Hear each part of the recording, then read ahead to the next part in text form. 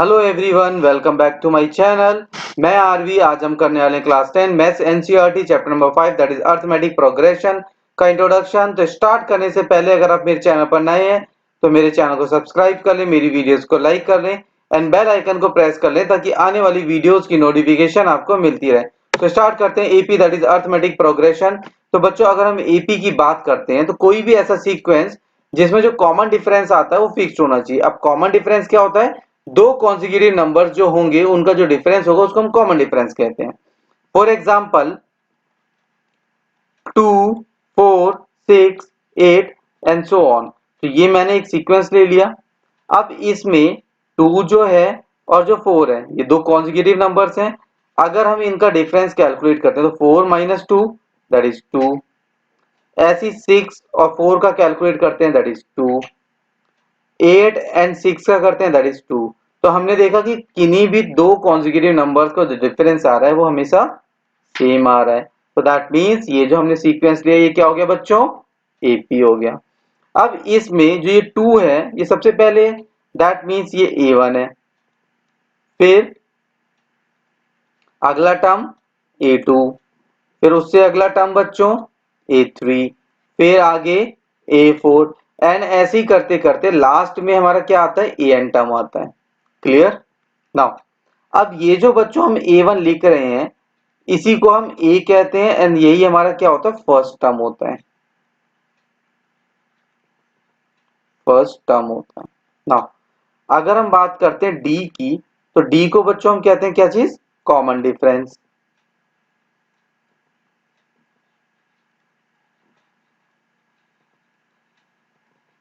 And common difference कैसे calculate करते हैं? दो कॉन्जिक्यूटिव नंबर्स को सब्ट्रैक्ट करके, just like A2 minus A1।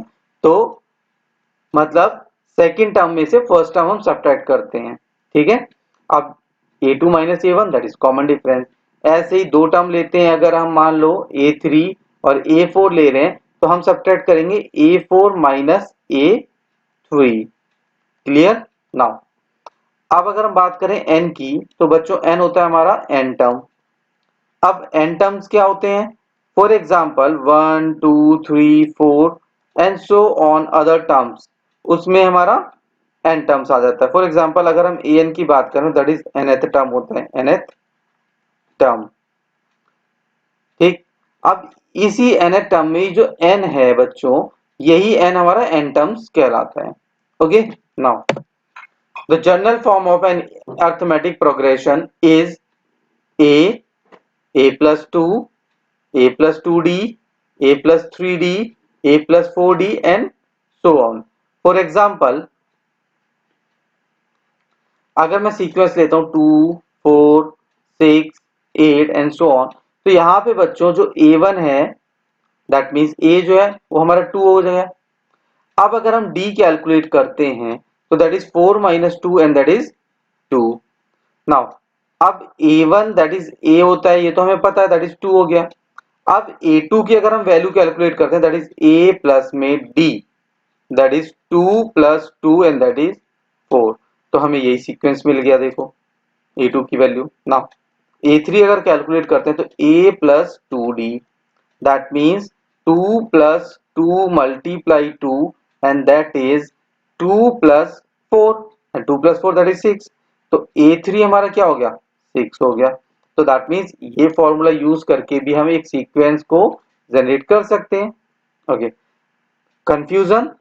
देखो हमें पता चला कि A1 that is A, A2 that is A plus D, A3 that is A plus 2D। तो एक चीज देखो बच्चों कि यहाँ पे D के साथ हम क्या मल्टीप्लाई कर रहे हैं? जस्ट लाइक यहाँ 2 है तो 2 माइनस 1 दैट इज 1, तो 1 D के साथ मल्टीप्लाई। 3 है तो 3 माइनस 1 दैट इज 2, तो 2D मल्टीप्लाई। दैट मीन्स जो भी ये n आ रहा है n के साथ हम एक माइनस कर रहे हैं। फॉर एग्जाम्पल अगर मैं कहूं कि an टर्म क्या होगा तो दैट मीन्स a प्लस में, अब यहाँ पे n है तो we can write n minus 1 क्योंकि a की सब्ट्रैक्ट करें और d से मल्टीप्लाई। तो nth टर्म निकालने के लिए हम इस फॉर्मूले का यूज करके हम nth टर्म कैलकुलेट कर लेंगे। फॉर एग्जाम्पल मान लो मैं कहता हूं कि A10 कैलकुलेट करना है A10 के लिए A प्लस में 10 माइनस 1 और D, so that is A plus 9D। Clear बच्चों? नाउ तो यही फॉर्मूला भी हम करके आए nth टर्म के लिए, ठीक, जिसमें an क्या होता है बच्चों हमारा, nth टर्म होता है, a क्या होता है, फर्स्ट टर्म होता है, n क्या होता है, n टर्म होता है, d कॉमन डिफरेंस होता है। क्लियर बच्चों? ना अब मैं कहता हूं कि मेरे को A20 निकालना है, तो दैट मीन्स A प्लस में 20 माइनस 1 और D की value, so we can write A plus 19D। तो ये मेरा A20 टर्म्स कैलकुलेट हो जाएगा। ओके, नाउ अगर हम बात करते हैं Sn टर्म की, तो that means sum of n terms होता है।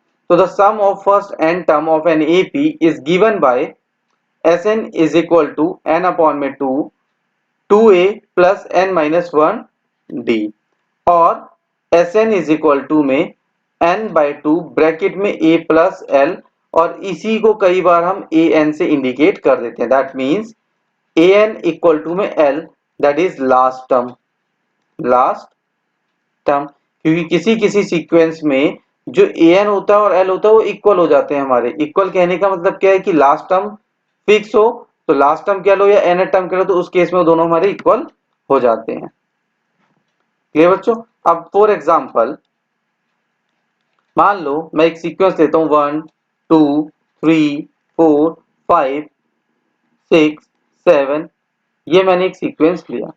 अब मैं कहता हूं कि इस सीक्वेंस का मुझे सम कैलकुलेट करना है, तो जनरली सम अगर आपको कैलकुलेट करना होगा तो आप क्या करोगे, 1 plus 2 plus 3 plus 4 plus 5 plus 6 plus 7, and then जो भी आंसर आएगा आप वो यहाँ पे मेंशन कर दोगे। क्लियर? जैसे 1 plus 2 3, 3 plus 3 6, 6 plus 4 10, 10 plus 5 15, 15 plus 6 21, and 21 plus 7 that is 28। तो आंसर आप कह दोगे सर 28 आ गया। बट अब यही चीज अगर हम सीक्वेंस बहुत बड़ा हो जाए तो कैसे ऐड करें, बहुत ज्यादा टाइम लगेगा, तो उस केस में हम क्या करेंगे, लाइक A1 जो है दैट इज A जो है वो हमारा 1 आ गया। सिमिलरली D कैलकुलेट करेंगे 2 माइनस 1 दैट इज 1 आ गया, तो D हमें पता ही है। ठीक, अब देखो 1 2 3 4 5 6 7, तो n हमारा कितना आ रहा है, 7 आ रहा है, नंबर ऑफ टर्म्स।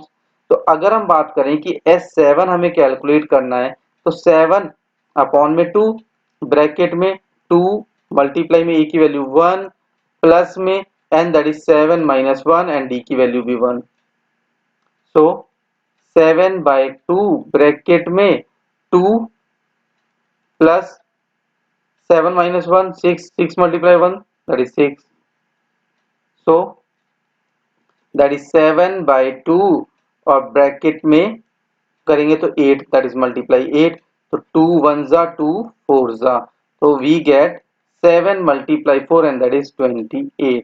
तो ये भी आंसर सही है, ये भी आंसर सही है जो हमने फॉर्मूला लगाया।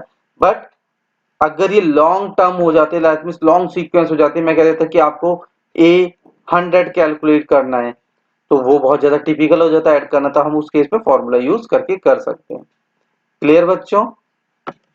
तो आज की क्लास यहीं पे खत्म होती है, मिलते हैं नेक्स्ट क्लास में। तब तक के लिए आप मेरे चैनल को सब्सक्राइब कर लें, मेरी वीडियोस को लाइक कर लें एंड बेल आइकन को प्रेस कर लें, ताकि आने वाली वीडियोस की नोटिफिकेशन आपको मिलती रहे, और ज्यादा से ज्यादा शेयर करें।